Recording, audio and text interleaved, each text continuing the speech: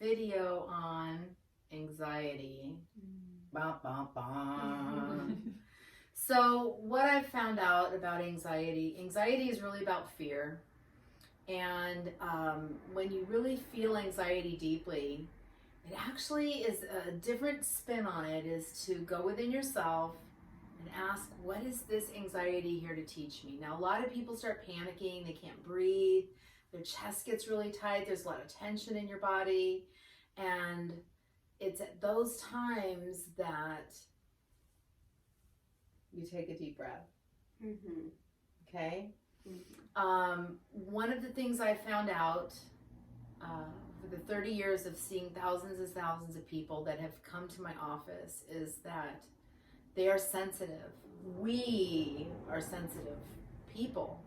And people have different levels of sensitivity. And when there's a lot of shame around and misinformation around sensitivity. People think that if you're sensitive, it means that you're just sad and you cry or things like that. And it's not. You actually feel things differently than other people. There are some people that are very, very sensitive, and that they can walk into a room and they can actually feel the tension or feel the crowds in a room, and they can take things on like that. And there's other people that just are not as sensitive. And so that's where a lot of anxiety comes from. Mm-hmm. Yeah, I know when I've had an anxiety in the past, I never had an anxiety my whole life, and then this past year I've realized it quite a few times, and it's been pretty extreme. Even waking up with like completely sweaty and night sweats and not being sick.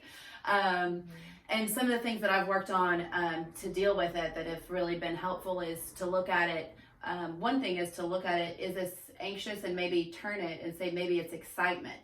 Mm-hmm. And yeah, those feelings can be the same. So sometimes it can be the same, and sometimes just your perception about your feeling, you can kind of change it in your mind to be excitement for something. Mm-hmm. Maybe in this pandemic that we're seeing, you could change it to be excitement about what's next to come. What transformation is this going to take, and what could be better in this world and come out of this? Another thing that's helped is I think that my attachment to an outcome a lot of times creates my anxiety. So trying to release attachments to things that you don't have control over. That's a big one. That's something, when you really try to control something and you think that you have control over it.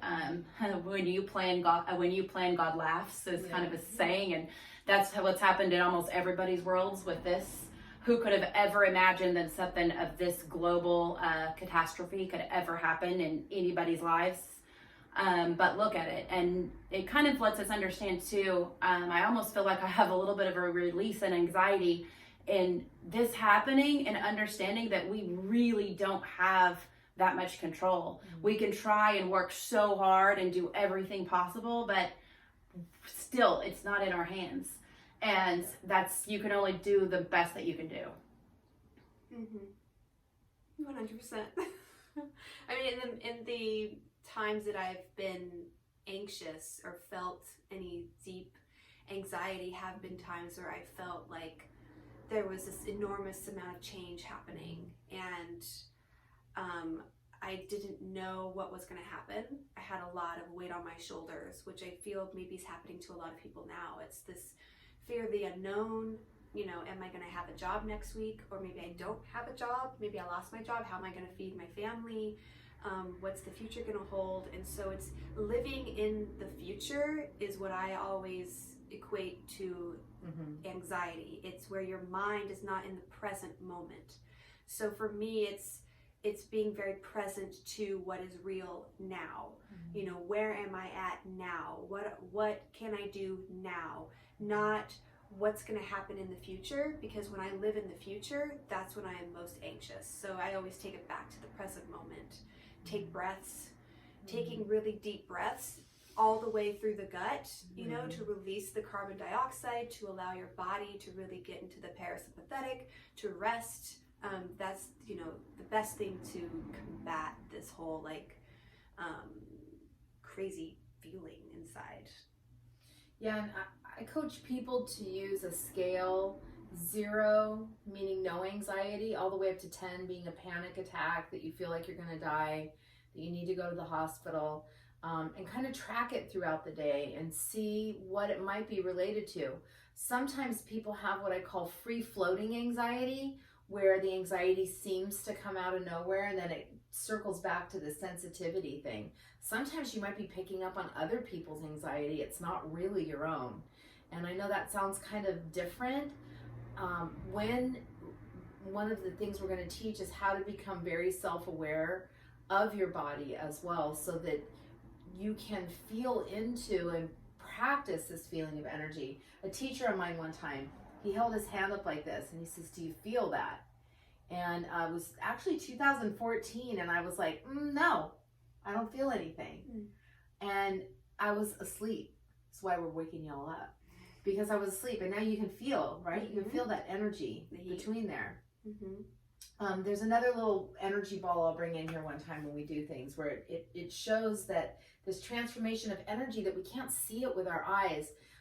Something that I felt download is that I want to hear the inaudible, see the invisible, and believe in the impossible. Right? Yeah. Because there's so much energy that's all around us that we really can't see, and we start questioning it. This is, I think, the things that can really cause anxiety, is to keep staying in a loop. We call it that loop of the like, well, what if this happens, and what if that happens, and is this true, and is that true, and is that true? And it's like, if you can just take what, right now we have a lot of time, we can take that time to go, what is true? Why don't I have this nice conversation with myself? What does feel true? Yep. Yeah. What is your truth? And if you can quiet the mind, which might take some time, but if you can quiet the mind and really sit with what is my truth. How do you do that, Allie? How do you quiet your mind? Well, it's taking me some time to kind of to learn that, to learn this, but it's noticing. So sitting in a quiet room helps, and closing my eyes, being in a comfortable position, and like we had talked about in the previous video, which is observing our thoughts and not attaching to any of them. So it took me some time to, as I was sitting, that I wanted to really attach stories and go into the stories of my thoughts, and then I started judging and shaming and all these things. So it took me some time to get to a space where I just saw them as what they are. They're just thoughts, and it's not, I don't have any attachment to them. And so once I could detach from the thoughts, then I could really get into a space of what is my truth and what do I feel in my body? Do I feel at peace, or do I feel a little bit anxious? And why am I feeling that? What's happening really inside of me? Instead of like any stories that have attached to it, which a story could be, somebody pissed me off, or I lost my job, or something's happening, my kids are out of school, who's going to watch my kids? And so instead of getting so caught up in that story, I can really reel it back into the root of, well, these all might be happening, but what do I have control over? And so when I can reel it back to an action that I'm in alignment with, that I can take, instead of letting it just sit in my brain and it sits there and it's just looping, and I'm not taking any action, then I can get really caught up in that. But if I can bring it back in and create an action that I can feel is in alignment with where I want to go, then I'm not in it very long. I might feel it, but I don't unpack my bags and live there. Yeah, nice. Yeah. Another thing right now that's causing anxiety for a lot of people, and that has for me, has been the change and transition, just working from home versus from an office. So instead of having everything set up like you're used to, since we're on isolation or we're having to be on lockdown here in California, being home and that transition and not getting as much done as you think you should or used to, and just not having access to everything that you typically do in your office. So some of the things that can help people right now is we have a lot of people in the state working from home, is Make sure don't watch the news. Turn it off. At least notice your state of mind on a day when you wake up and you have CNBC on all day, and try to turn it off for a few hours and see how you feel. It's dramatically different. It's the hardest thing you have to do, though. It's like watching a train wreck all day, every day, or not. The other thing is to get up and go for a walk. Like, we still can go outside, and the difference that I feel when I can get up and I make myself go out and just do a walk, a couple miles around the block, even nature, little goals is helpful. Like, you just say, look, I'm going to go outside and I'm going to get to the end of the block, and you usually will go further.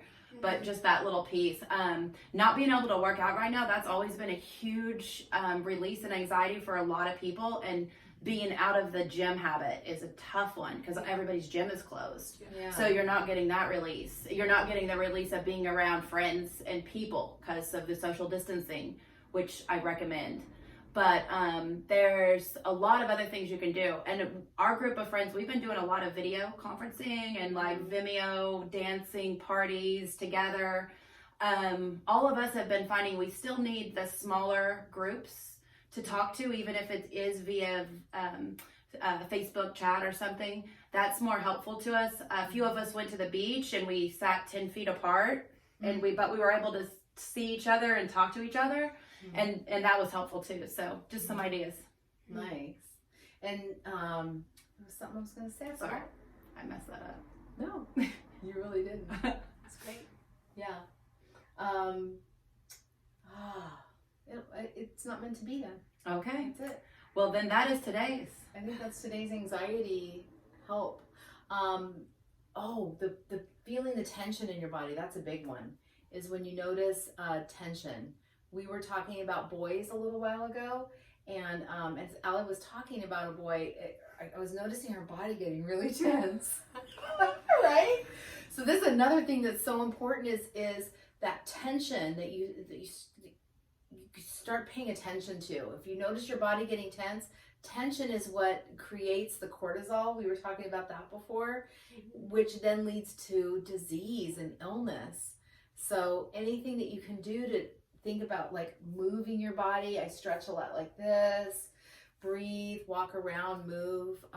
All of those things are anxiety relievers for sure. Or even just tensing everything up, like everything, and then release. And then releasing it. Yeah. Mm-hmm. I do think we should add in that sex is also a great stress relief. Like, not a lot of people talk about that. They might feel a little shy about it. And officially does not pass COVID-19. We've learned that too. So that's another creative event that you might do while you're on lockdown, right? Yep. Nice. All right. Well, thanks for joining us today, and please like and subscribe to this channel and share it with those that you think could benefit. Thank you.